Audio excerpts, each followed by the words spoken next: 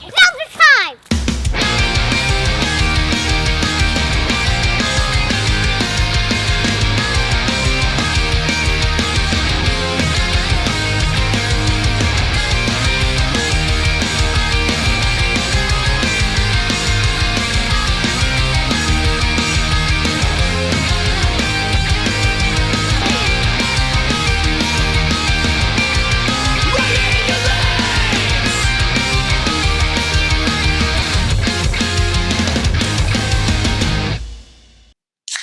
What's up, you guys? Welcome back to another episode of the Seltzer Time podcast. It's your boy, Ricky, a.k.a. Dick Chuck, a.k.a. the man behind the can at Seltzer Time Official. Here as always with my conversation accomplice, the man with the hunch about Worcester, Travis. What is crackin' Fizzle Fiends? Welcome back to another episode of the Seltzer Time podcast. And per usual, we are stoked that you're here. This week on the show, it is true. This week on the show, we are talking to Peter, DeCaro, and Melissa Farrington from Resinate. But before we get there, y'all know what we have to do. Hey, Ricky, how was your Valentine's Day, buddy? What's up? All right, cool. My Valentine's Day was good. What did I do? We didn't do anything. We stayed home, like I'm sure everybody else did. Stayed home. We made dinner and just kind of hung out. What'd you make? Naomi makes this really good. It's like a pasta dish with like a vodka sauce. Ooh. We added broccoli and asparagus to it, and it was very delicious. So we just kind of like made that, hung out, watched a bunch of TV, and fell asleep on the couch. It was fucking beautiful, honestly. That sounds fantastic. Yeah, it's a blast. Sarah and I made scampi. She made shrimp scampi and I made chicken scampi, but we made homemade noodles. Ooh, nice. Yeah. Big fan of the homemade pasta. My mother-in-law got me a pasta maker for Christmas and we've been using it every chance we get. Hell yeah. That's awesome. Manny, Pasta Money got me all messed up and now I want fresh pasta all the time. Hell yeah. Dude, I should get pasta Money sometime. I haven't had that in so long. Stuff's so good. Shout out the Get Up Kids, because after we record this episode, I'm going to go watch their live stream from last night. Hell yeah. Yeah, they did a Valentine's Day live stream of Something to Write Home About. Not that Naomi doesn't like them, but I felt like making her watch the Get Up Kids on Valentine's Day was probably not the move. So I think I'll watch it this afternoon. Great. Okay. That sounds awesome, man. And I'm love that they're doing that kind of stuff. I know they're one of the Patreons you support. Yeah. I actually have a lot of Patreon content to catch up on. I've been slacking. So for Worcester Wears, we did this Worcester Love Story campaign. It was super cute. It was adorable. It was definitely something I'm extremely proud of. We had a major talk show in New York City hit us up about it, which was like fucking wild. Nothing ever came of it, but to get an email from. Yes, I know who you're talking about. Yeah, it was pretty dope. So that was really cool, and the response we've gotten on it has been unbelievable. People really love reading about people, which I know, but it's like fun to be able to show that to the world. They also love reading about love. Exactly, love fucking rules, man.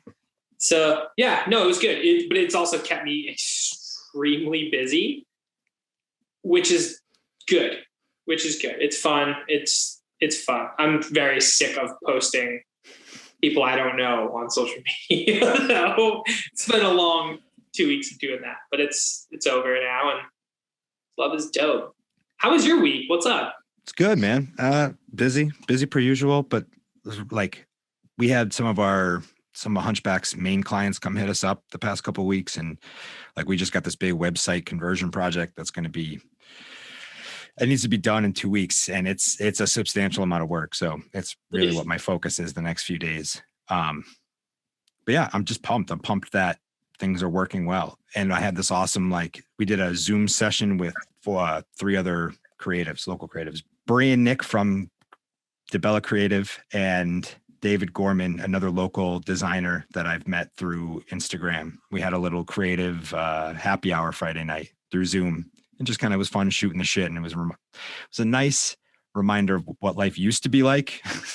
Yeah. And just kind of end of the day, go for a drink and hang out with some people that are in the same field. So trying to find out ways to do more stuff like that and continue finding connections in the city. I don't know. I've never met David in real life, but now I've had 2 Zoom conversations with him, and now I would consider him, an acquaintance or a friend. That's awesome. I don't know. Do I know any? I don't know. Do I know those people? You might have met Bree at New Tradition at one point. Bree's super cool. So Bree and David are designers. Nick is more of video production, but Nick and Bree are married and they run a studio together. Sweet. Yeah. So, and then what else happened? Valentine's Day was chill. I got my wife a bouquet of flowers, and then I put 4 little nips on sticks in it so that I gave her some flowers and some cocktail. There you go. I was surprised how well that worked. Like, she really thoroughly loved it, and she felt like I thought of, because Sarah's been slowly building up her home bar, and she's getting really into craft cocktails and like really trying to learn that kind of stuff. So this kind of gives her some stuff to play with. There you go. I definitely feel that. It's funny. I had like a conversation with Danielle the other day about nips. Was it Danielle? It's either Danielle or Jess. I don't remember who I was talking to, but I think it was Jess. I never, like, growing up, I never bought nips. They weren't like, I don't know why. They just always were a thing that I never thought about. And then there's like nips have always been this weird thing for me. Then the last, basically since the start of the pandemic, I haven't been drinking as much beer at home. And I haven't really been drinking during the week. I've mostly been waiting till the weekend, and I've been just making cocktails out of things that I like. But to try like different gins or different mezcals, instead of buying like a $50 or $60 bottle, I will buy a nip of it and make a drink with that and see if I like it. It's been kind of fun. Yeah. I mean, it's the same thing like buying a half gram pre-roll before I commit to a whole eighth of a strain of cannabis. Like, I love that idea. And if you treat it correctly, it's perfect. Yeah, exactly. It's like anything else. Like there's definitely like a negative view of nips. Like, I feel like anytime I ever had a nip, I was like very young, not very young. I was 6. No, I was like younger at like a party or something. And it was like, bag of nips, like we're fucking doing shots of, I don't even know. Fireball. Yeah, it was always like stuff that I don't enjoy. But yeah, now it's kind of fun to just like, get some and make a drink that I probably normally wouldn't make. And then if I like it, I'll buy a bottle of it. Good. Yeah, exactly. Well, I don't really have anything else that happened this week. Do you? Yeah, only the stuff that's like in my Stokes. I've had a very nerdy week, which has been good. Well, let us nerd out with the cool cats from Resinate for a minute, and then we'll see you guys in a bit. What is crackin', Fizzle Fiends? This week on the show, we are talking to Peter DeCaro and Melissa Farrington of Resinate, locally owned and operated premium cannabis dispensary. Thank you for having us on the show, guys. Well, thank you for coming on the show. This is our show. What am I talking about? Hey, our pleasure. Thanks for having us. This is great. Thank you. I got all twisted. I probably tried a little bit too much of your product this morning, but it's okay. It's well done. Monday morning. Well done. Never too much. Yeah, exactly. Right. Well, we wanted to take a minute to say hello and thank you guys for coming on. You are one of the dispensaries that operate here in the city. And we wanted to hear about, how you guys got started and how people can find you. Wow, that's great. Listen, I mean, and again, thanks for having us on. Like, we're very excited to be joining you guys. Like, love what you're doing. So, very happy to be here. So that being said, kind of jumping right into it, man, this cannabis thing's been a journey. It's funny. Like, I've been doing this now for 6 years, just about 6 years. So I feel like, I went from regular guy starting in the cannabis thing to a grandfather that's kind of seen it all at this point, which is probably a lot of truth. So it's interesting, right? I'm running this, company. I get this family-owned business out in Douglas, and this guy walks into my office one day and says, "Hey, I'd like to rent space in this building." He's got long hair and he's all hippied out, and I'm like, "All right, well, what are you looking to do?" He's like, "Yeah, I want to open a cannabis, a cultivation site in your building." And I thought, well, that's kind of interesting. I'm like, "Yeah, that's great." I'm like, "Well, listen, I'll be your neighbor. I don't really care. Like, I'm more than happy to support you. Big fan of the cause, right?" And I saw that back in like 2012 when Deval Patrick was rolling this whole thing out. And I don't know if you remember, we all ended up in court. State ended up in court. the process was flawed. And, fast forward a couple of years later, that applicant didn't actually get approved. It's part of that process. And Charlie Baker came in and kind of rewrote the whole process. And, I had that time to kind of sit and think about, man, how great would it be, to make the leap of faith into this new emerging industry, right? And I did some homework and I read up on it, and I'm like, man, this is kind of right in my wheelhouse. Like, this is what I was doing. So threw my hat in the ring, and I'll tell you, it's funny. I went to the lawyer's office on, it's like June 30th, 2015, I think is what it was. And it was like the last day that they were accepting applications at the DPH. And I'm like, I got to form this nonprofit. And like, for what? The cannabis. They're like, we don't have any idea how to do any of this stuff. I'm like, well, I don't have any idea. That's what I'm doing here. Like, we got to figure this thing out. So we set up this company that day. And the lawyer, she asks me, she goes, so what's the company name? I'm like, I haven't even got that far. Medicinal Alternatives is what, okay. So I set up the company that day, took the application, drove it to Boston. 30 days later, I get this notice, you've been invited to go to stage 2. Now, you guys remember this, like back in the day, this was crazy. You didn't know what was going to happen. We didn't know what stage 2, stage 3, any of this stuff really meant, right? Sure. So we get invited to this like stage 2 management operational profile. And I'm like, all right, this thing's getting a little bit more involved than I thought. So I got some help, got some consultation, submitted it. And the next thing I know, I get a response back. You've been invited to go to stage 3. And I'm thinking, wow, this thing's got legs now. Like, this is pretty awesome. And for me, it's like, okay, that's the process, but like, this is kind of what I always wanted to do. Like, I always set out, like, I wanted to build something from the ground up. I've been part of a lot of great organizations with a lot of great people, but this was something that I could kind of impact right from the beginning, build the walls and literally, like, that's what we did. I mean, from day one in working through design and architect and construction, I mean, having to raise capital, having to fund this thing. I mean, talk about you laying it all out on the line, right? I mean, every penny you have is thrown at this thing. Like, every family relation, every friendship, everything's strained while you're stressed out to the nine getting this thing going. But, I was so thrilled to be able to do that, to actually participate in something like that, where you can do something from the ground up. Yeah. I mean, like, who knows what the next, emerging frontier is? Is it, mushrooms? I mean, listen, love what the city of Somerville's doing. Look, I'm coming. I'm following. That's going to be the next thing. We're going to resonate. We're going to hallucinate. We're going to do all the 8s. That's the plan. But no, it gets Where in do your I blood. sign up for that? Yeah, right. I mean, listen, by all means. So like, the history, that's probably kind of surface level, right? I mean, we all talk about this process, but for me, it definitely, it taxed like every element, every shroud of your perseverance. Every piece of your DNA was pushed in getting through this process. Because I'm not an MSO, and I say but we're not an MSO. Like, I'm a local guy. Like, I went to school in Worcester. I graduated college in Worcester. I went to UMass for a spell. Like, I worked in like all different sports. Like, so to me, I always had this chip to go, I'm tired of hearing how everybody else feels they can do it better than we can. We have so many smart people around here. We can do this as well as any state, as well as anybody in the world. And that was kind of my mantra. That's what I set out to do when I built this thing, was like, no, we're not just going to, throw some lights up and put a couple of DHUs in a room. We're going to build a spaceship.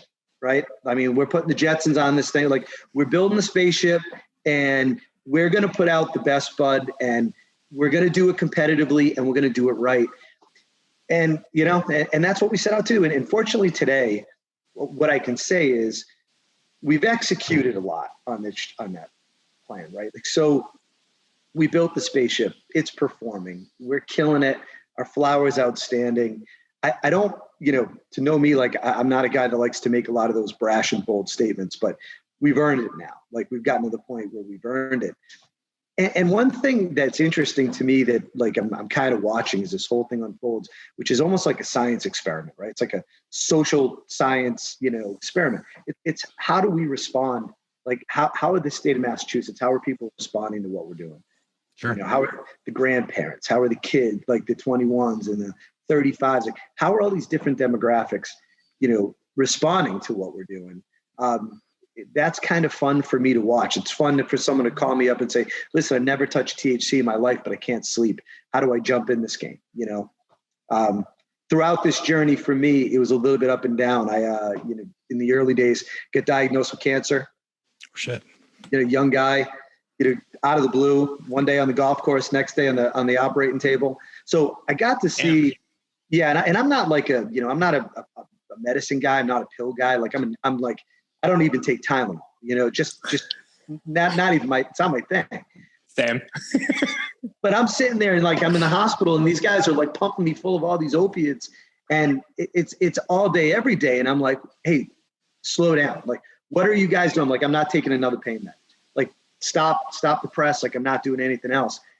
And kind of going through that, like, it was one of those aha moments of what I'm doing now, segueing into a personal experience where like I can see how people get impacted by the use of opiates and, you know, what debilitating conditions could ultimately lead to. And I said, here's a platform, right? There's a platform where we can affect change positively. And that's where Resinate was born. It was the whole concept that we can use a platform to impact people of all demographics, relatively wide reaching, right? All psychographics, but like guys like us, I mean, we all go through this. This isn't far from the best. I'm sure with you guys too, like you're one arm out from touching somebody that's been impacted in this way. For sure. So we changed medicinal alternatives to resonate with this concept of let's create this unity on this one platform that we can all agree on. Like, forget the politics, forget the, you know, all the drugs. What, you know, Nancy Reagan's not walking in that door anymore. We all get it. It's not the gateway drug, right? Right. So we can all say, like, look, here's a platform where we can all agree. I can be 45, cancer survivor, entrepreneur. You can be, you know, running a podcast, media personality, but we can sit around a table, right, and smoke a bowl and go, hey, like, this is good. And that's what Resonate was about. I love kind it. of long-winded history, but No, I absolutely love that. I mean, and as a fan of your product, now I even love it even more because I absolutely connect with that type of a brand and that type of a feeling. I do think that cannabis kind of evens the playing field for a lot of things. And unlike some of the other ways people relax, cannabis is very communal and it's meant to be shared with whoever's around and it's meant to kind of bring people together. And I love that aspect of it. It's one of the things I miss most due to this whole pandemic nonsense. But what was my point? I don't know. I lost my point, but this has been. I'm happy you say that though, because like it's interesting, like watching the state and you see all these out of towners coming in, right? And it's not to pick on anybody. And you see these independents and you see the economic empowerment, see all these applicants, like everyone's trying to chase this dream of doing something. And I think it's great. Like you need the entrepreneurial spirit to kind of push this thing. But at the end of the day, for me, it was all about the local feel. And look, I'll tell you guys, like I probably don't have it 100% right. Like we're still trying to create that community. We're still trying to get that message out there. And it's tough because cannabis, like you said it, which is great, right? It used to be the way. It's communal, like, but it's not getting that way now. Now it's a matter of, well, is California better than, or is Maine better than Mass? And, you know, who's doing it better? And these MSOs and like, what's going on? Like, you know, from an industry perspective, let's remember what this whole thing was about, right? I mean, medicinal benefits aside, that's one thing, but it was also, you know, you can go back to the Native Americans, you can go back to China in the 15th century, you know, treating patients for, you know, using that as a form of medicine. But going back to just peace and the social aspect of it all, that's what it's all supposed to be, you know? So to me with Resonate, it's like we're trying to push that. We're trying to push that, like, guys, let's all get back to this table. I don't care what your political affiliations are. I don't care your color, your skin. We don't care about any of that. Like to us, it's how do we all get here? How do we open up a platform to listen? How can we enjoy each other's presence? How can we, like, that's what cannabis was supposed to be about, right? And that's what we're pushing. We're pushing it, you know, a little uphill because things just have kind of gotten off the rails, right? Sure. You know, Sure. Yeah. You know, COVID and, you know, that's a hoax. It's not a hoax. And red versus blue. Oh man, Like, here's what we're going to do. We're going to make really great cannabis products, or we're not going to do it at all. And when we do that, we want to get good people around the table, and we want to hear, hey guys, how can we do this better? What's your perspective? What do you like? What don't you like? How do we get together on that platform and advance it? Yeah, for sure. When we had Alex Mazin on from Buds, I remembered my point. We were talking about normalizing the conversation around cannabis and just normalizing cannabis use in everyday society. And like, my question to you, how do you think we're doing so far in terms, we'll keep it specifically to Massachusetts. Do you feel like it's normalizing, or do you feel like it's still stigmatized? Wow. I mean, that's a great question. I think so the way I look at this, right, is that, like, and maybe I have a little bit more personal equity in the game, right? Like I told you guys, like, being the local guy, like, I feel it's a responsibility that I have to advance to continue to erase the negative stigma, and to advance, the case for cannabis use. And I feel that I have to do it better than probably others, because I'm in the supermarket, man, right? Like, I'm getting my hair cut, and this person could be like, hey, just ate a 300 milligram gummy and I'm all banged up, and what the hell's going on? And I got to talk somebody off the ledge from giving up on the product altogether again, right? But I don't know. Like, I feel like it's getting better, but there's so much more to do. Like, as an operator, we're tasked with meeting all these regulatory hurdles, right? There's so much red tape of what we got to get through on a day-to-day basis. And that's no strike, because I'm a guy, look, it is what it is. I'll play the game according to those rules. I don't have a problem with that. But there's still so much more that this state has to do. I still tell people all the time that we're probably in the third inning of this thing. Yes, sales are coming, but from a product maturity standpoint, and from a content maturity standpoint, and even like the medical research that's coming out right now is coming out. It's still at such a rapid pace. We're not even close to realizing the full impact of this. But all I can say is a couple things about, my personal experience is, number one, you talk about the person that comes home and has a scotch, has a beer, right? Just to unwind for the day. Like, how unhealthy is that for your body, right? Like, cannabis has changed that. You go to an edible product, you go to a vape product, you go to a flower product, you can achieve that wellness, right, better and more safely for your body with cannabis. I personally think that you fast forward this thing 15, 20 years, we're going to continue to see a significant decline in the alcohol consumption. And I think the younger generation is going to do so much more for this industry and getting people to understand that whole wellness concept, right? Because once they get behind it and they're like, hey, I've been doing this since I was 14 and I was able to dump the Adderall and all this other, not to say that that's a bad thing. Some people, but right. We're seeing that. So I think as more of those stories come out, and that's what, like, again, the Resinate platform, how do we get that story into the hands of people that need to hear it, right? I can tell you guys my story on cancer, right? But we could talk about epilepsy. So we could talk about seizures. We could talk about all these things. At the end of the day, we have a ton more to do. We're not there. The operators got to drive that. It's not easy. I think as things begin to lighten up and federal, legalization starts to evolve, it'll allow us to put more content into the market. Sure. Some will do it responsibly, and some will do it to earn a buck. That's going to be a matter of whose team do you want to be on? For sure. But we're so limited in how we can advertise and how we can communicate with people. The platforms available to us are few and far between. So our channels for communication, we have to get extra creative. For sure. So like my own experience, I was a bartender for like 6 years. And I worked at like a bar that was exclusively craft beer.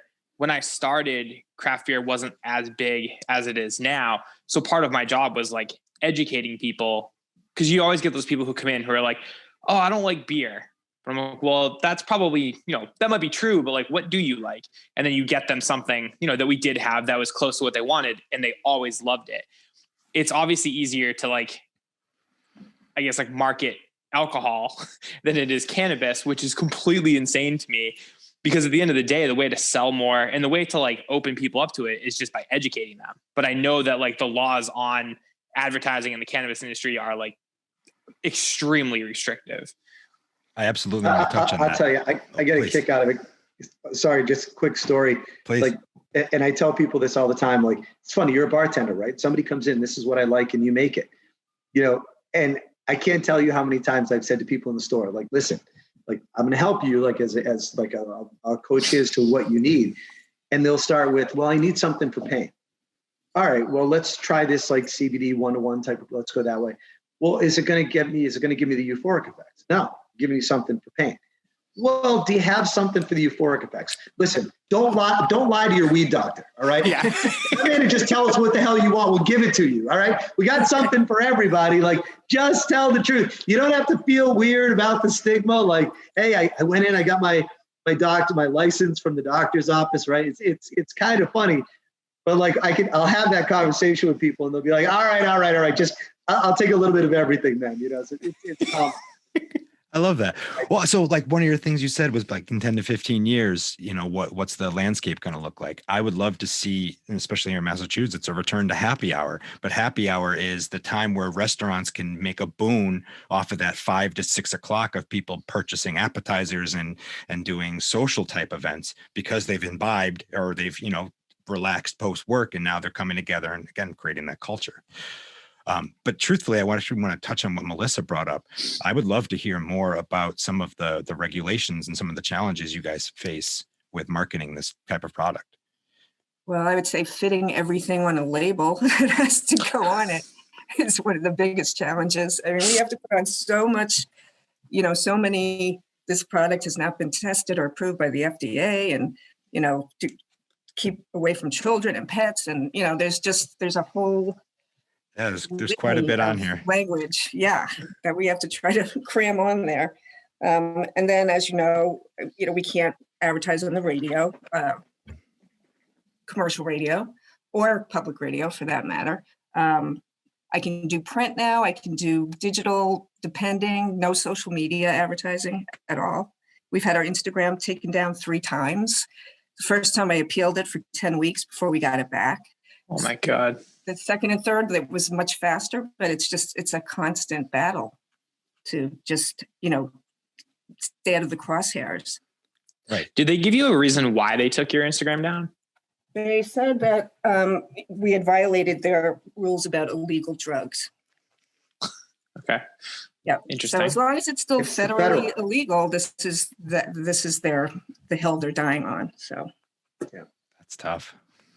It's really interesting when you think about it, right? Like for years, we talk about cannabis for pain relief, and yet you have the methadone and, you know, types of clinics that don't support it, don't encourage it, because it's about making money and treating people accordingly without truly trying to find their wellness. And, you know, I've hired many people that have unfortunately fallen to addiction over the years. I've gotten them out of rehab. I mean, we've gotten them out of jail. I've worked with the work release programs, and I've had more stories of people that have had success as a result of using cannabis to get off of the hard drugs versus the methadones and the Suboxones, which we think about that on a national level. You know, now, you know, we're battling and we're fighting enough to get open, let alone the lobbyists with these, you know, larger institutions that are fighting to keep us out. Right. And the truth is cannabis it has been used in areas to affect sobriety positively. But by the very definition of sobriety, as whoever may have classified it, right, it makes it wrong. And so you know, you have that opposition. And then you look at the alcohol industry for what they're able to do. I mean, all of our kids sitting around watching the Super Bowl, and there's the Bud Light guy dressed in armor rolling a truck, doing a heroic thing, you know, while promoting the use of alcohol, yet we are only allowed to wear a shirt that says Resinate on it. Like, That's so insane. The hypocrisy of a lot of this stuff it's off the charts. And to Melissa's point, whenever you're touching upon something that has any kind of federal appeal, federal legality, like for the most part, we're out of the discussion. Yeah. Even companies that operate federally cannot work with us, even if it was, in any context, so there's those types of challenges will eventually go away. I think that they will. Love seeing, prisoners being freed for ridiculous charges. Yes. Applying to cannabis use. But yeah, that's why I think when you talk about the 10 to 15 years, when we think about, could we be sitting in a cafe, having a coffee, smoking, the J, I hope so. I hope we get to the point where we understand what these products are for what they are, and that we shouldn't be given advantages to any particular industry just simply because of the lobbying dollars, being pumped into Washington. I wonder if we'll see the first ever cannabis Super Bowl ad in that 10 to 15 year window. Oh, you would have to imagine. It's going to be somebody. You have Schumer starting his conversations, 2 days ago, Friday, I think they had their first meeting where they're already talking about now with a more Democratic held Senate and House, the likelihood of the path to national legalization seems tangible. And I agree. Like if we actually get there, holy crap, like how much better our culture is going to be with being able. I hear about some of the stuff in other states, like in Colorado, they have like keef dipped and wackiness. And I'm still waiting to see some of that kind of fun, more, it's fully recreational. We understand that there's not a lot of healing properties in this, that this is meant for a good time, but that's okay. You're selling frickin', what is that shit called? The stuff with caffeine and alcohol in it. Oh, like those Four Loko. Yeah. You can't tell me Four Loko's anything better than anything available. Small world. It's interesting. The conversation around federal legalization is a really wide-reaching one. And what I mean by that is like there's this huge push. We hear it as voters, right? We support cannabis. So we're like, this thing should go federally legal. And I mean, I think number one, what we really want to see is the decriminalization across the board, right? And the proper scheduling of the products, right? Let's start with that and eliminate that. The next thing that I think that we got to do is as we begin to figure this out, there are independents out there. And I'm always going to support the independent. I'm up against the Walmarts of the world. We see the multi-state operators, the Curaleafs and the Veralifes and all these big guys, they come into the market. But we're Massachusetts people, right? Like we're going to be here. Federal legalization can impact how the states are going to conduct business. And we could easily see this industry go from where it is today, where you have more independence and you have individual store owners, to this thing becoming an industry run by just the large public companies. Yeah. I like the fact that where we are today, it gives us all an ability to compete, to service our markets, to appeal to our communities. I just don't like the criminalization aspect of it. The other thing that concerns me about it is that, we start talking about federal legalization and now we're talking about international trade as well. Now, granted, these things can push out, but it'll be difficult to compete with, areas of, say south of the border and even north of the border where they're paying electrical and labor costs to a fraction of what we're paying to exist in these states. So that concerns me because I don't want to see people lose jobs. Agreed. Yeah. So it's a huge, while we can all sit and beat up on, hey, can't wear this t-shirt or I can't do this. There's some comfort to the rules of the game as they exist today. If you're truly invested in your product and you're really invested in your community. I mean, and like I said, that's what we're all in on that.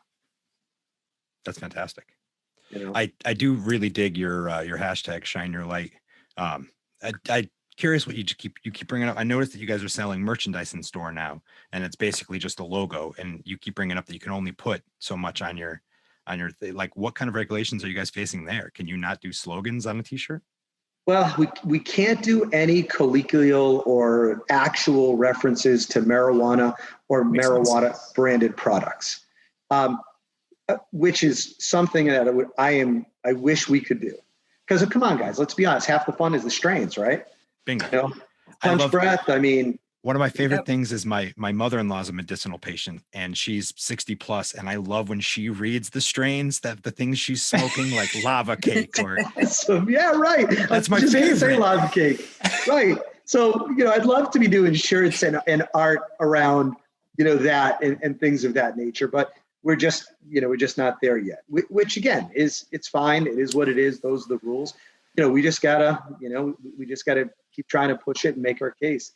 And it'll come around. It will definitely come around. The one thing I always like to say to everybody is that, again, as a Massachusetts guy, a lot of people critique our rules. They critique the CCC.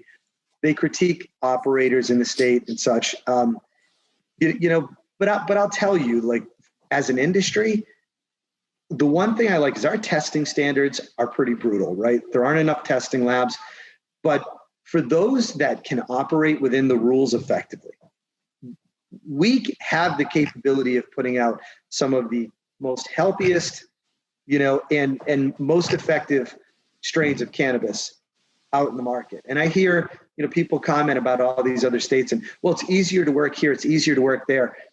I think that's going to be one thing that's coming on the horizon that people are going to have to realize is that when federal legalization comes out, whether or not this is regulated under a cannabis body or the FDA, we're going to see a lot of standardization. And I can, at that time, I think Massachusetts may end up becoming more of a leader in the space than, where it is today. Because, I mean, it's unheard of. Like, what we have to adhere to as far as the testing standards go, it's a challenge. Now, we've been lucky. Like, again, the spaceship allows us not to, we're passing our test results. So, we built it the right way, and that's half the battle. But, you look at even what they're doing for concentrates and the parts per million of what you need to, of the solvents and such that you need to get out of the material, it's pretty aggressive. And it's a higher standard than we see in other states.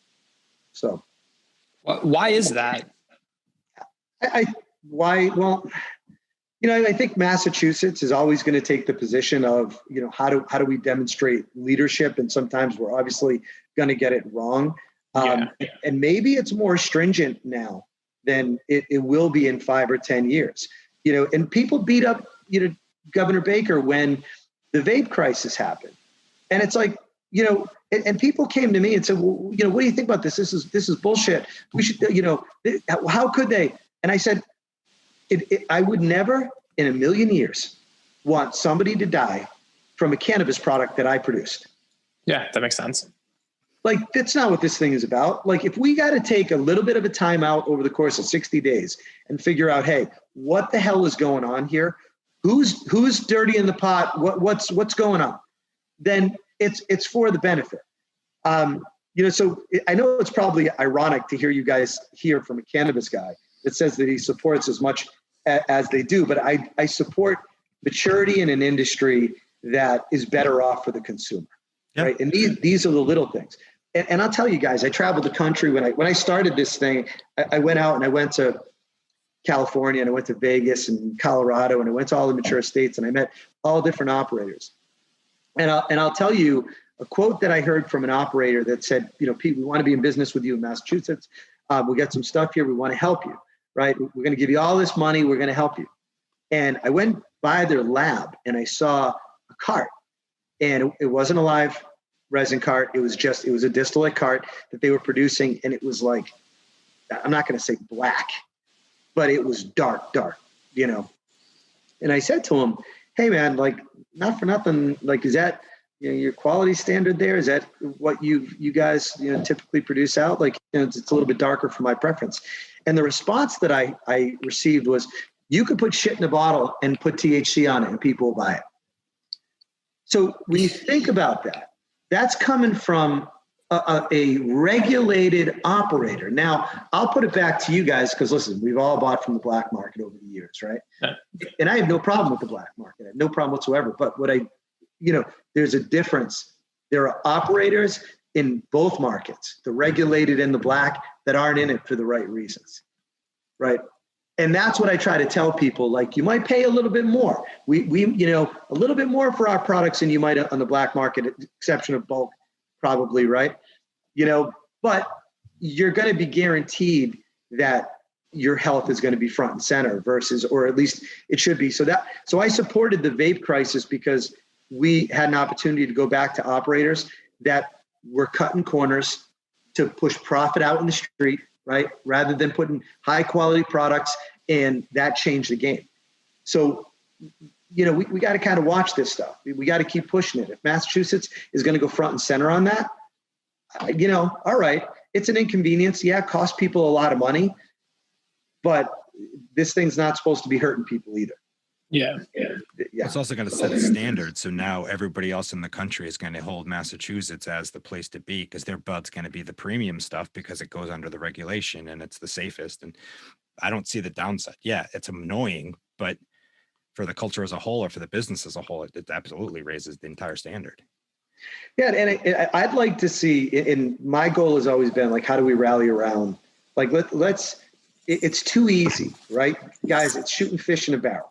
We all want to complain about, hey, I got to get up to work this morning. The boss wants me there at 9. Look, that's the rule, man. You got to go to work, right? So here's the cannabis game. This is what it is. Like, do you want to say that, like, our products are coming out, they're being regulated to a higher standard, and we're putting out high quality stuff, and we care about our consumers? Is that the approach, or is it, no, let's continue to allow, like what we saw in California, right? They were allowing all the black market operators to sell up into the legal market. Where does that stuff coming from? How are you testing it? How do you make sure? Now you could say, Pete, come on, man, it's been weed. It hasn't killed anybody in 100 years. I get that, but we're getting smarter with it, right? We're making more concentrates. We're seeing things like COVID that are impacting the respiratory system at a much more aggressive rate. Like, there are things happening that we just got to pay attention to, Sure. Even just the understanding of terpenes and learning about the different things that we didn't ever knew. And now this whole entourage effect of understanding that you really want the balance and that every person is going to react different. It's all fascinating, but you're right. It's all brand new science because we're just really trying to treat this shit seriously. Yeah, I'll tell you, it's a lot of fun. This is the part of the journey that is the most fun, right? Because you're watching this thing in real time, and you get people that will have a different perspective, and for me, it's like, all right, as an operator, I want to carry a higher level of responsibility. That's just how I want to do it. We can say the right things. We can invest in content. We can try to push the research out there. It's difficult to find. It's coming, but you can still coach people in the right direction to get the right products that they need. And, again, it's too easy. I just feel like it's too easy for me to criticize the regulators and to criticize the industry. Thank God this is happening on our watch. Yeah. How awesome is it that we get to watch Prohibition 2.0, right? And we'll all criticize the shit out of it, right? But I mean, it is what it is. Like, this is history in the making. 10 to 15 years, we're going to look back and be like, holy crap, can you imagine we went through all that stuff? How awesome is it now? Yeah. That's kind of what I'm looking forward to, so I like it. The journeys, it's been great, but you get, as you kind of go back to, like, how's this history and how do you get here? It's like, we went through this ridiculous application process, right? Challenging, you're learning, you're studying, you're building, and then the banks don't want to lend any money. And I'll tell you guys, like, this is an interesting subject, right? Because a lot of the language that we've been hearing now is around social equity and economic empowerment, right? And I'm just a local yokel from Worcester. It's funny. Like, I had this one guy who's a business partner of mine. He goes, at some point we were talking about doing this work together, and he goes, something, you're just a scrapper from Worcester. And I went, well, I can live with that. But my point about that is that, like, this industry isn't just riddled with corporate giants. Like, they're riddled with mom and pops that have laid it out all on the lines. Like, like us, like, being part of that is, it's pretty unbelievable. So I don't know. I just try to look at the rules. I try to look at the industry. I try to look at where we're going and go, if you stay focused on what you're doing in your backyard and you put out only what you'd smoke, and I'll tell you, Melissa will attest to this. My team goes crazy because there's strains that I won't release. and the team loves it. And they're like, come on, why won't we release it? I'm like, no, it's, maybe I don't like the look. It's got to be all there. Like we have to demonstrate leadership in everything that we do. And if it's not going to be there, no, we'll send it to the lab. We'll go make something else. That's the approach that we're going to take in everything that we're going to put out. That's unbelievably impressive. We had a drink called Mojito that was delicious, but that was a no-go. So if it's worth doing, it's worth doing right. Yeah. Well, and the thing about it is like, you look at it and you go, here's a strain that comes out, right? And you guys will appreciate this. You've probably grown a couple, back in the day as well, right? So, some of it in the day. Yeah, right. Maybe once in my parents' basement when they, but the fact of the matter is, you're not always going to see those huge nugs, not with every strain, right?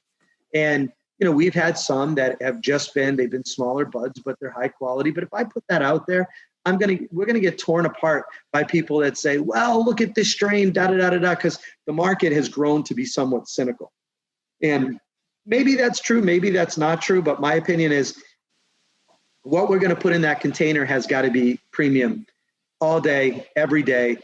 It's going to be a certain amount of nugs that are in there. It has to have a certain quality profile. It's got to look, it's got to smell, and it's got to have the potency. It's got to have it all. And if it doesn't have it, okay, so maybe I'm being a little bit too stringent. I'll accept that. I'll accept being more stringent about my quality. I have no problem with that. You have high standards for your brand. That's it. That's how it should be. But it's hard to get that out there. I'm telling you guys, seriously, because it's kind of like microbrews, right? We've all become a critic of the things that we enjoy, and I think but you can enjoy one without disparaging the other. But in cannabis, it's like we all have this standard or this vision of how it's supposed to be. And if it doesn't fit there, then our way is better than somebody else's. Again, that's all back to that platform of Resinate and that common, it's like, let's not tear each other apart in the process. Let's just demonstrate to everybody that we can do it the best way, right? And I'll respect your product for what it is, and hopefully you'll respect mine. Everybody hike your own hike. That's, kind of shine your light, hike your own hike. Travis said it, and I'm glad you brought, those are the concepts that we were going for. I love that new branding, and please. Yeah, don't follow. Don't get criticized. Don't listen to everybody else. That THC is going to do this, and the cannabis is that. No, you do you come out, and we're gonna celebrate that. We're gonna celebrate you as a consumer, as a patient. We're gonna celebrate the industry and the pros, but we're also gonna be real about the cons, and they're out there. There are things that need improvement, and again, I don't sit back and engage in a lot of the fights that the industry has. I mean, to me, that's not what this thing's about. We saw the economic empowerment case, right? We saw the social equity case where many of the operators challenged the 3-year exclusivity period of economic empowerment applicants having that exclusive for things like delivery. It's pretty interesting. And to me, we didn't engage in that. It wasn't in our corporate culture to do so, but it was, and on the grounds of offering you a little controversy, here's my perspective. I didn't like it. I didn't agree with it. And the reason I didn't like it is because you're going to tell me that these applicants are only capable of being better delivery operators? What the hell is that all about? Right? So wait a minute, guys. We've done all this thing as an industry, but hold on. Economic empowerment applicants are the best delivery operators. We're going to give them a 3-year exclusive. No, it shouldn't be just about one segment. Isn't it about leveling the playing field too? Isn't Exactly. it about supposedly giving them a leg up? Exactly. And maybe the train left the station a little bit later, but there's a lot of those things that are in there in the regs that are good. For example, a lot of the fees are waived. And these fees are expensive. I mean, I just re-upped my license. Again, I'm just the scrapper from Worcester. It cost me $10,000 just to, now if you're in economic empowerment, you don't have to pay those licensing fees. That's an advantage. But I think the vision for that shouldn't have been one thing.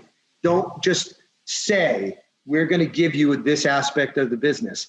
It needed to be thought through a little bit better, I guess, is what I wanted to see. So when I had applicants come to me and say, would you work with me on delivery? I said, yeah, of course we will. Of course we will.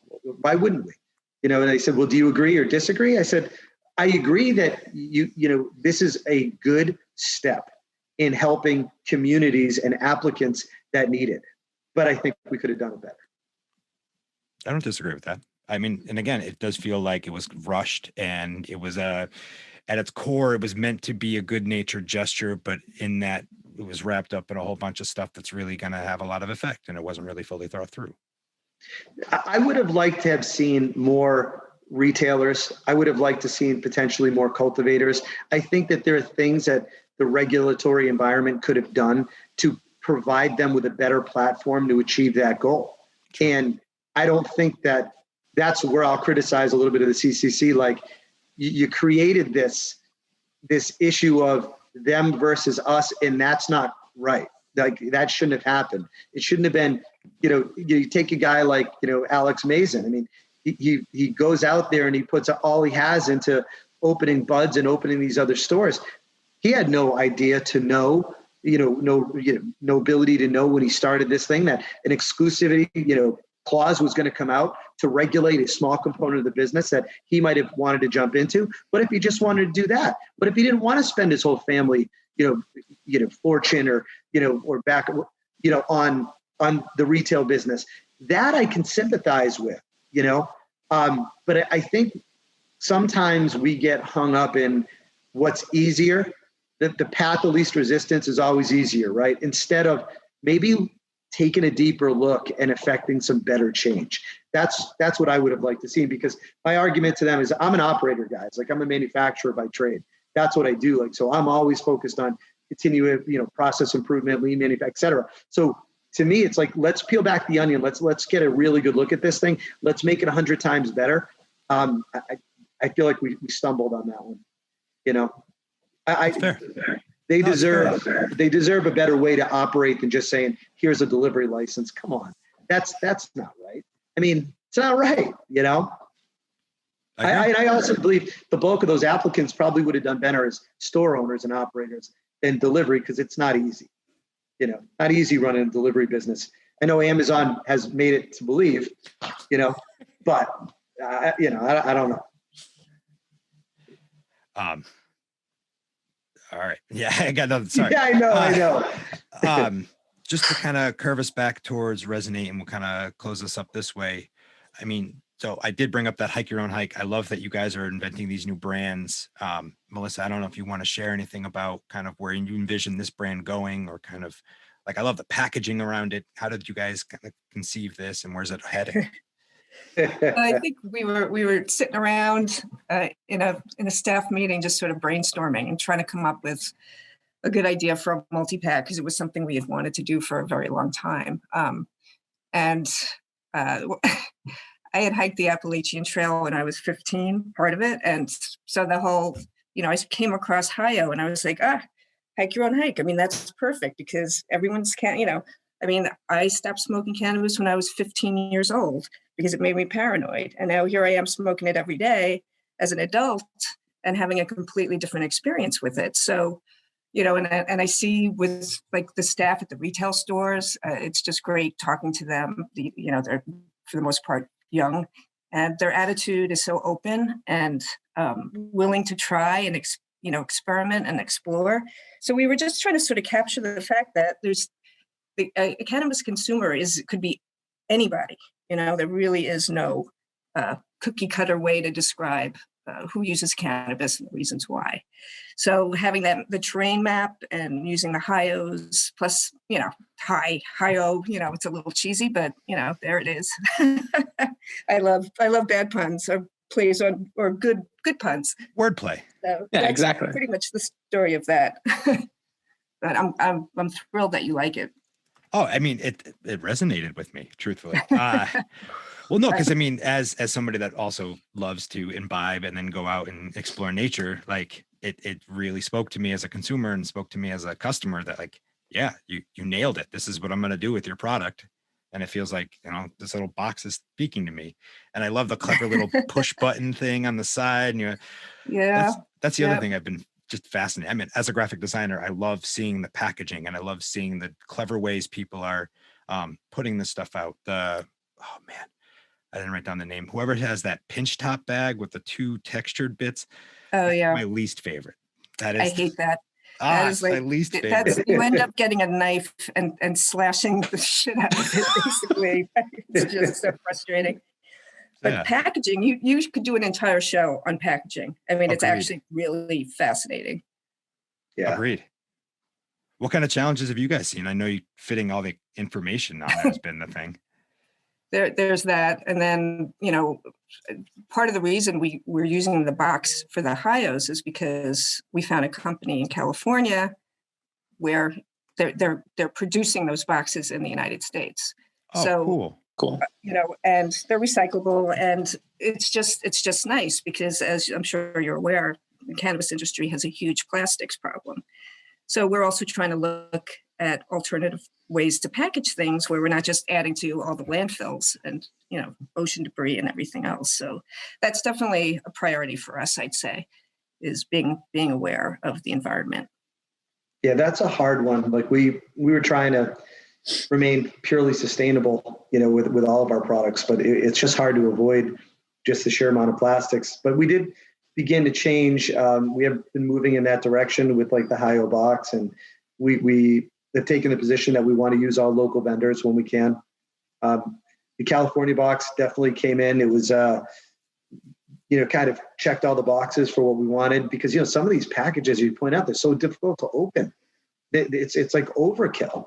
So I think Melissa's done a really nice job of being able to find those. And, I think she's just being very nice when she says, her challenge has just been, the designer or et cetera. I think it's more so getting me to agree with their positions. Yeah, but that's the funny thing about the Hyos. I just sent it off because I was like, if I show this to Peter one more time, who knows what's going to happen. So I was like, executive decision. Okay, cross my fingers and hide under my desk. But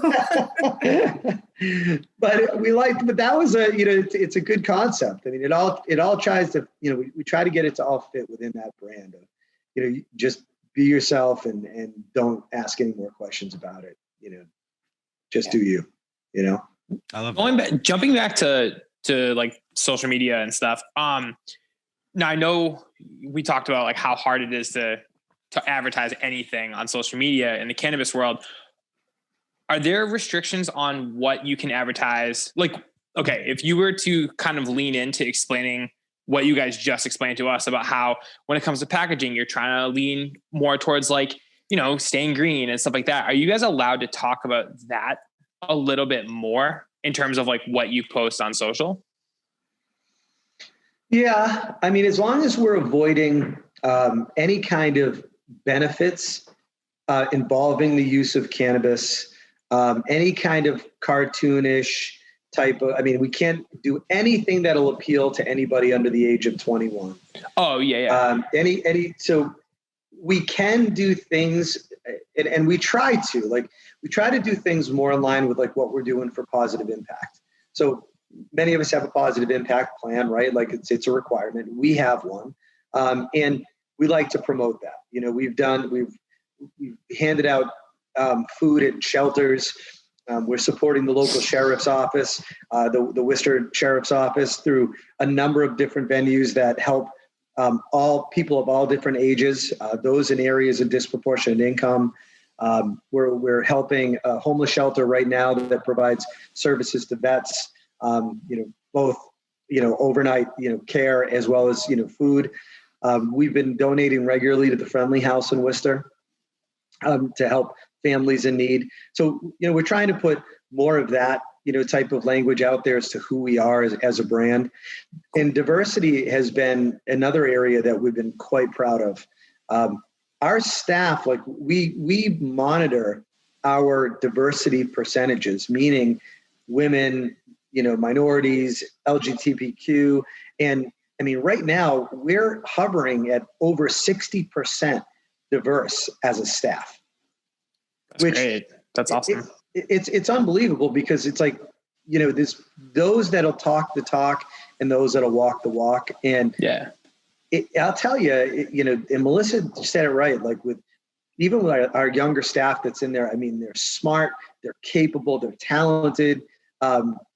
You know, sometimes it's hard for me. I'm like, how did I all of a sudden become the old guy in the room? But yeah. But they're incredibly talented, and we try to encourage as many ideas from them as possible because they're, you know, again, there's just a lot of strong talent, you know, in this region. Yeah, so I'm a big fan of your staff. I love going in. I think every bud tender I've talked to is equally knowledgeable and friendly, and they just want to be your friend. And now when I walk in, it feels like I'm going to the bar because I'll end up waving to Tony and waving back this way. Yeah. And, you know, it's how it ends up being. And I love that. It feels so welcoming. And now it's part of the community. And they love to talk about it. You know, I'll be honest, like it got to the point where we opened, it was like, okay, we got to bring everybody up to speed. We got to train people on their products. They've blown so far beyond me in the industry.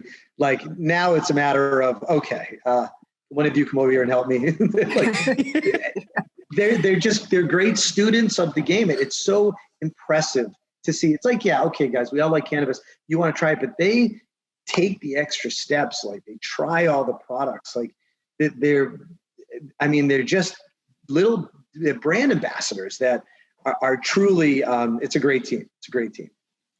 Yeah, you guys have done a fantastic job at building a good staff, and it's fun to interact with as a customer. So. I believe that's probably going to do us. Is there any other questions you have, Ricky? No, I'm good. Yeah. That was super interesting. I love hearing about the social media stuff is pretty much where my mind always goes for everything.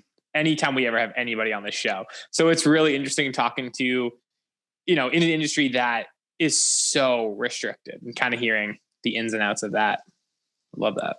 It's hard. I'll tell you, Ricky, and you know, Melissa will attest to this. You know, when we started, we had a marketing company that we used. And you guys might find this interesting. You know, we were trying to like share this concept of Resinate. And they said to us, you know, you're not going to be able to pull this off. Like you're too wide reaching. Like you're trying to appeal to everybody. And that's like, you know, and that, okay, made some sense, right?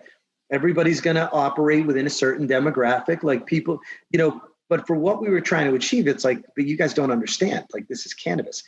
All rules are off. Excuse me. And the challenge when it pertains to social media really is how can you keep pushing that kind of that concept and that lifestyle? And it's not easy given the limitations. You know, we try to put in different pictures and we try to mix up different images and we try to do all these things strategically to appeal to different audiences. But the truth is social media is changing at such a rapid pace. Oh yeah. The fluctuations that we see between all the different platforms, where it's going, how to do it. You know, everyone's looking at each other. Everyone's, you know, adjusting their strategies. Like it's unbelievable. That's what you see in the game right now. And it's difficult. It certainly is a challenge, but for us, like, you know, we're trying to push more of this concept. We're trying to get people to understand that Resonate concept, and it's just not easy. It's a challenge for us to even get there. You know, which is why it's great. And again, I can't thank you guys enough for getting us on here because it gives us the ability to say it, you know, and why, right? Because if your grandmother is going to come into the store at 70, 75, you're going to know that we're going to put her in a product that's going to be real, it's going to be responsible, and it's not going to be about just moving dollars. Right. That's just not going to happen on our watch. You know, that's where it's got to go. I love that. Me too. That's great. Well, I guess the last thing we can say is how do people find Resonate? Like where can they find you online and where can they find you in the city or in the state, I should say? Good locations. So, yeah, our website is iResonate.com. I know it's a little play on the Apple, you know, but iResonate, it's that concept, right? It resonates with me, I resonate. So iResonate.com. You can purchase online. You cannot conduct a financial transaction, but you can order online. You can come into the store. So we are allowing in-store shopping. We're proud to say that we have had very few COVID infections from day one. And we have certainly not seen any levels of reinfection or high infection rates within our store. We've had single one-offs that have been remedied, and that's been it. People that kind of brought it in but have left. So it is a safe, very large in-store experience. We do encourage people to use curbside. They can pull up right to the front of the store. We walk out. It's an easy process. So from the website to the store at 1191 Millbury Street in Worcester, we're over by the Walmart off of 146. And then we're out in Northampton. We open our second store in November, 110 Pleasant Street, Northampton. And let me tell you guys, I'm sure you've been in Northampton, phenomenal community. The first mayor in the Commonwealth to eliminate the host community agreement fees without any encouragement from the market. So you talk about a progressive city that is truly looking out for their people, just a very hospitality-oriented industry. If you're looking for fun, you want to get out of town, grab a hotel, go have a great meal out in Northampton. The staff enjoys it, but very happy to be there. So we have the two stores, and currently on the website, we have a third that we've been working on in Grafton. Cool. Cool. As well. So look, we're going to stay busy. We got our lab and kitchen that are going online this month. So to date, we've only been selling our own flower, but we've now installed a hydrocarbon-based lab extraction facility, and we have a kitchen that's we have a gummy line and we have a chocolate line that we're going to be rolling out. We're very excited about that, but I can't say any more about it at this time. Understood. I am also very excited to hear this. So we're busy. This will be another crazy year, but it's going to be fun. That sounds incredible. Well, we I'm can't excited. we can't wait to hear more when that's. We'll get you guys out for a tour. That's going to be the next one. We'll do a follow-up and have you guys out for a tour. Don't you threaten me with a good time. Well, Melissa, Peter, this has been fantastic. Thanks for joining us. Thank you for having us. Thank you. Thank you guys so much. This was awesome. Hey guys, welcome back. That was a blast. It's always super interesting getting to talk to anybody in the cannabis industry. I mean, I know obviously you know a lot about cannabis. I don't. So I always learn a lot more whenever we have these types of conversations, especially on the marketing and advertising side. I love hearing kind of the ins and outs because I know there's a lot of restrictions on what they can do. But yeah, I mean, I'm stoked about Resinate. It seems like they've got a really cool operation going. I know it's your favorite spot to go to. So it just happens to be my nice local spot too. So it's a win-win that they offer good product and they're a good spot that's close to me. So it's it's really suitable to me. I still want to go out and explore every single dispensary in the city. Now that I'm writing for Pulse, it just makes sense. But from talking to Peter and Melissa, everything that they're doing is the kind of ethics that I believe in. I love that they're concentrating locally. I love that they're Worcester people. They're from our area, just trying to raise up people from our area. I cannot tell you how enjoyable I find the people, the bud tenders over at Resinate, between Ty, I just talked to all these people, Chris. Oh man, I always fucking do this. I have a problem with retaining information, like trying to come up with information quickly if I'm stressed out. Dude, I'm the worst name guy in the world. Tony. But if I see these people, if I walk in and I'm nice and calm, I'll say, hi, Chris. Hi, Ty. Hi, Tony. But hi, Lisa. I know all these people, but when I get nervous and try to, oh my God, I got to remember these names. I used to do that too when I was in the band. I would always forget the first line of a song and then fucking useless. Okay. But if I know the first word, I can unlock the rest of the song. It's weird. Right. Long story short, go check out Resinate. Thank you very much, you two, for coming on and sharing us some information. Yeah, that was a blast. Can't wait to, potentially do some more with those guys in the future. They're a good. Pumped on that. Yeah. Is it about that time? It's about that same time. Just with that good Solon. Stokes and Pokes, and Stokes and Pokes, Stokes and Pokes, and Stokes and Pokes, ba-da-dum, Stokes and Pokes, and Stokes and Pokes, and Stokes and All right, Stokes and Pokes time. I will start with my poke because there is weird social interactions that we as humans find ourselves into where we think we are on the side of good, and what happens or what transpires is not even necessarily the way we thought it was going to go, nor was it really the way it should have. Anyway, let me explain. I went to a local restaurant to go pick up some food, ordered it online. Now, the way they had it set up, there was a big group of people all together in the same party, and they were all there standing. So it was really confusing as to like which side you go on, whatever. So there's just this kind of like group of people formed around the table, 2 lines around either side. This big ass group of people walks away, clearing a whole bunch of space. I noticed that there is a young woman there that's been there like right after me, and somebody else that got there before us. I'm standing by the table. The attendant comes out to ask who's next. And in this time, this smarmy motherfucker parks his big ass truck in a parking spot where he's not even supposed to be, comes across and plants his ass right across the way from the table up on a snowbank, and he's on his phone. So he's a fucking asshole, and I hate him already because he's just something about him. I don't know. There's just something about him I don't like. The person comes out and asks who's next, and this dude starts talking up. And I'm like, dude, you ain't next. I've been here longer than you, and she's been here longer than us. And the attendant kind of stops me, and he's like, whatever. Takes this kid's name, Andrew. I'm never going to fucking forget you, Andrew. And they'll get to my point. It takes my name. Turns out my order's not ready. And the person comes out and tells me that they're not going to make it ready out of spite if I just waited my turn.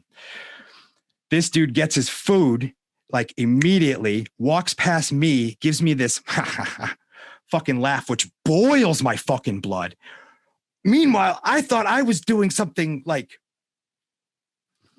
so I'm getting myself mad right now thinking about it. I walk over to the girl and I'm like, oh, don't you hate when assholes win? She's like, yeah, but it's confusing. And she gave me like a nice little reality check. And I'm like, all right, calm down. And I just waited there, and she got her food, and then somebody else got their food. And then my food came out, which was fine. And, you know, I wished the attendant a good day and went about my way. And it drove me crazy because here I am thinking, I thought I was being helpful. And I basically turned a social interaction into a negative one for me. Like, it just didn't paint me in the best of light. And so I've been playing that over in my head all weekend.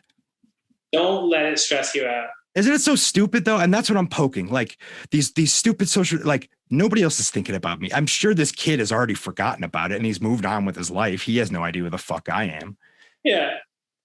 But I'm never going to forget you, Andrew. Just kidding. Damn it, Andrew. Damn it, Andrew.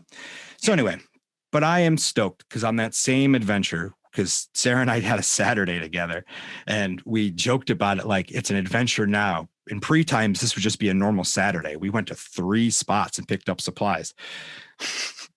Yeah, what? I know. Crazy.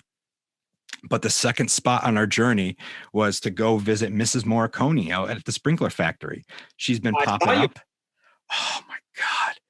That ice cream, man.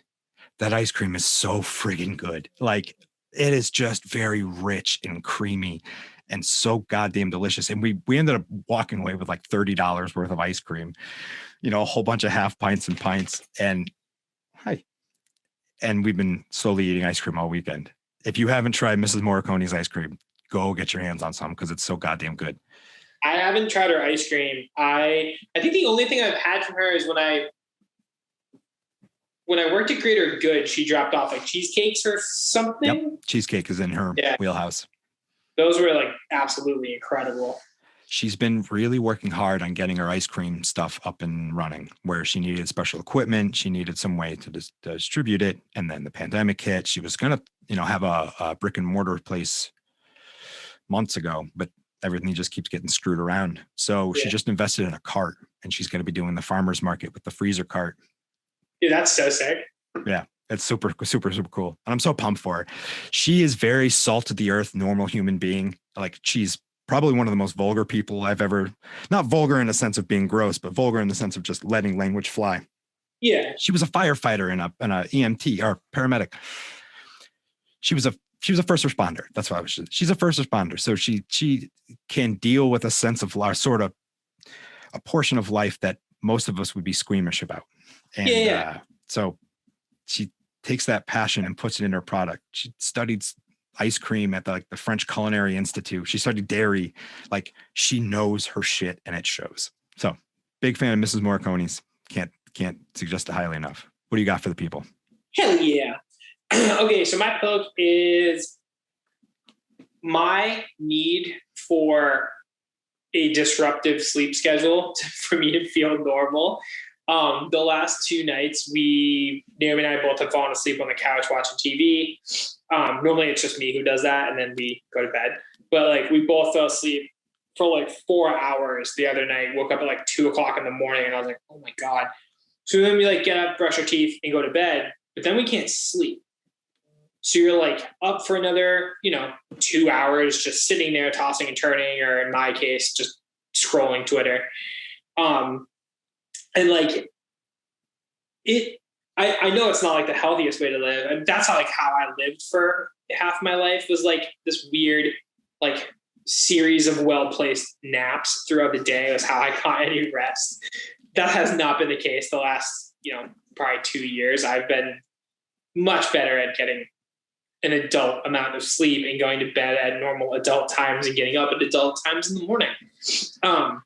So to have these 2 nights in a row where my sleep is very much disrupted, I actually feel fucking wonderful today. I feel very much like I feel creative. I feel inspired. I'm stoked. I wish I wrote down all the crazy ideas I had at 3 a.m. last night and the night before, but I didn't.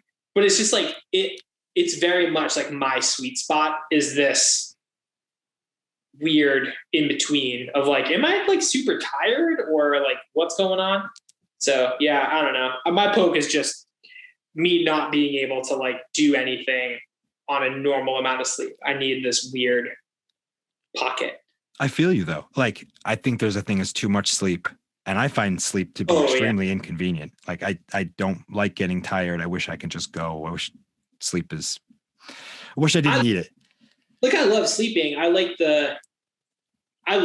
do love that. And what I really love is like naps. Naps just don't make sense for like my life now. And I don't need them because I go to bed at night. But like before that, I lived on a nap. It was beautiful. But yeah, no, so I'm like big fan of the naps. Yeah, they're wonderful. I'm glad you're buzzing right. Thanks, man. My stoke, I am really excited about, to the shock of absolutely nobody, I'm excited about social media. It's become extremely stale, in my opinion. A lot of things, like Facebook's an absolute nightmare. Instagram is a nightmare. Twitter's always been like my jam. But like over the last couple weeks, I got an invite to Clubhouse, which at first I wasn't really sure if that was going to be a thing for me. It is. I listen to Clubhouse conversations all day at work. It's super interesting being able to be in a kind of like a conference call with the CEO of Netflix and like all these types of things has been really eye-opening. It's really exciting. I'm intrigued to see where that stuff goes. Right now it's by invite only. It's for iPhone only. But I think I tweeted the other day, I would love to see City Hall run like City Hall meetings on Clubhouse. You know what I mean? Instead of having to watch it on Facebook, if you just had it streaming through Clubhouse, I could continue my life, make dinner, or you could be driving somewhere and just listening into what's going on. I just think it allows for you to, whoever's running the room can shut off mics, or you can bring up speakers. You can kind of run the whole thing. I think it'd be a super interesting way to get more involved in the goings on of the city. It'd be pretty sweet. So that happened. And then their Twitter released their version of Clubhouse, which is called Twitter Spaces. which I actually really fucking love. I jumped into 2 the other day. One of them was just this dude. He's a social media strategist for Twitter. He was talking about Crocs and if it's appropriate for him to wear them on a date and like all this stuff. And everybody, at first there was like 5 people in this room, and most of them worked at Twitter, and it was like me. But like it grew, the room itself grew, the space grew, but also like the conversation grew from, you know, is it appropriate to be super casual and super comfortable on a first date, into why is it appropriate for men to kind of let their skills and their resume carry them throughout work, when even like on a Zoom call, women feel this like unneeded pressure to like be dressed up, even on a Zoom, right? Like all these different women throughout different industries were jumping in being like, yeah, like I'll wear like leggings or sweatpants or whatever, but up top I wear a blouse and I have to put makeup on. Like you feel this weird pressure that shouldn't be there. And then guys are like, fuck that, I jump on in a hoodie. Like it doesn't matter. But it was just really interesting. And there's no agendas with these things. They're very much just an open forum. And it's really, really interesting watching like where social media is going. David Dobrik, who I didn't know anything about until like 6 months ago, because I just don't know that world very well. He has a disposable camera app called Dispa, which you can get like the normal version on the App Store, and it's fun. Like I got it the other day. It's cool. But the updated like social media platform version of it is in beta. And through Twitter, I was able to get an invite to that before it like filled up. And it's actually like, really fun. You take your photos. The app itself looks like a disposable camera. You can't see the photo you just took until 9 a.m. the next day. It has to like develop. So it's like, it's supposed to just like kind of keep you in the moment. That way you're not like taking a photo and like, oh, fuck, let's do it again. Oh, let me post this. Let me write a caption. None of that's a thing. There's no captions. There's nothing. It's just photos, and you can't even see them until the next morning. And like some of them look good. Some of them look like garbage. Like it's really, really interesting. The social aspect of it is like you set up a profile, but you can, instead of joining like a Facebook page or like a group chat, they're called Reels, right? Yeah, I think they're called Reels. So there's like a cat one that I'm in, because like somebody tagged me, somebody like added me to it because the first picture I posted was of Navy. So like there's like this cat room. I started one for seltzer, obviously. I started one for cocktails because like those are the only things I ever take pictures of, for those 3 things. But yeah, it's been really fun. I have like Seltzer Time has like a shit ton of followers just from being on there. You just get people like this because there's nobody on there. Like right now, I have 2 notifications, the green things from this, of new people following it for just because there's such a small pool. But it's kind of cool watching social media go from being this thing where like everything has to be so dialed in and so perfect and so there can't be a blemish on anything, to kind of reverting back to where it started, where it's like, oh, here's this, with Clubhouse, there's nobody's auto-tuned, nothing's produced. You're just talking. So it's like, it's raw audio.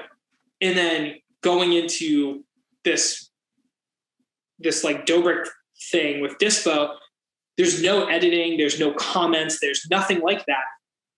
They're just raw photos. It's just kind of fun getting back to more of that like actual human connection instead of everything being so goddamn polished all the time.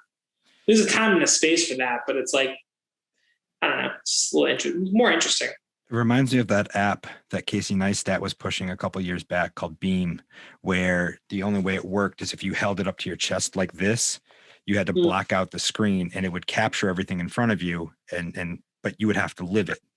And I like that idea.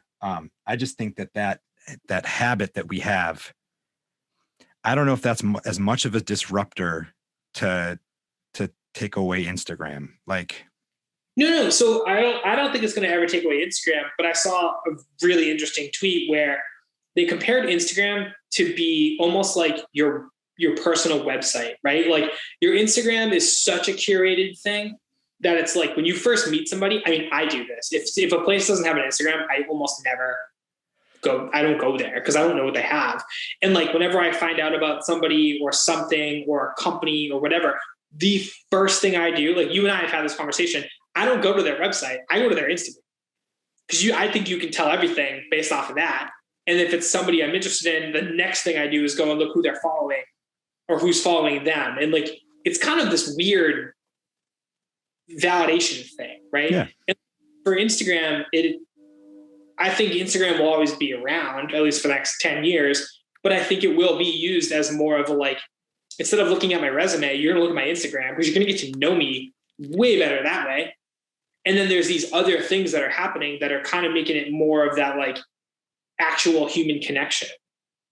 It's same with TikTok. I mean, TikTok's its own fucking animal, but like, I don't know. I really like this. Like, I mean, TikTok's actually like kind of the same thing. You really can't edit those in terms of like, you can, but if you just like film it in app, you're getting, videos of people in their kitchens and their bed. You know what I mean? Like there's a mix. It really is bringing it back to like a real life connection instead of this super, super, super edited, polished product that's been coming out on everything for a very long time. I'm interested. I'm interested to see where it goes. Excuse me. Yeah. I want to do a room on Clubhouse. So Joe and I, and who the hell else were we talking to? Somebody else. I don't remember. My bad. I'm sorry. We're talking about doing a Worcester room on Clubhouse. And I think it'd be kind of fun to do it, every Wednesday night at 8 p.m. There's a discussion in the Worcester room where like you could talk about your projects that are going on. It'd be another extension of Seltzer Time, but like in a way where we could interview the whole fucking city, like it'd be we just start fun. a conversation. That's exactly when you were describing it. I was like, yep, Seltzer Time needs to be hosting a meeting once a week where we just invite anybody that wants to come hang out. And it's just a creative jam. Yeah. And you just tweet out the schedule thing. My favorite fucking part of Clubhouse is when you tweet out like the scheduled room, it allows you to like save it to your Google Calendar or your Apple Calendar. Like, and it gives you like multiple options and you just click it and it brings you right over and you can save it in your calendar, give yourself a notification to go on. I hate the fact that like it's driving me crazy because everything that I want to be a part of tends to be happening at night when I have other things going on. Like we have like a dive Zoom tonight because I haven't seen that crew in a very long time. But there's this other conversation that's happening at like 8 that I'm like, well, if we're done early, maybe I could jump in. But it's so nerdy. Well, while Ricky and I figure out what the hell we're going to do with this, we are going to bid you guys adieu and say thank you very much for listening. If you want to find us on the interwebs, we are at SeltzerTime.com and I'm at Hunchback Travis. You can find moi at Seltzer Time Official on literally everything and growing by the fucking day now. Or Dick Chuck 77. The only reason I'm not Dick Chuck 77 on Dispo is it wouldn't let me because of the word dick. So that's why I went with Seltzer Time, which in reality it works out better going forward. But it's like, fuck man, like I don't know. But whatever. Oh, we fucked up. What? I just remembered something we were going to do. What? We were going to call that guy's number. We'll save it for next time. Okay. Seltzer Time with the Bry guy. Oh, yeah. I forgot all about it. Well, tune in next week for when we talk to Jesse Burlingame, Ben Bow, and call some random guy from the internet. Bye.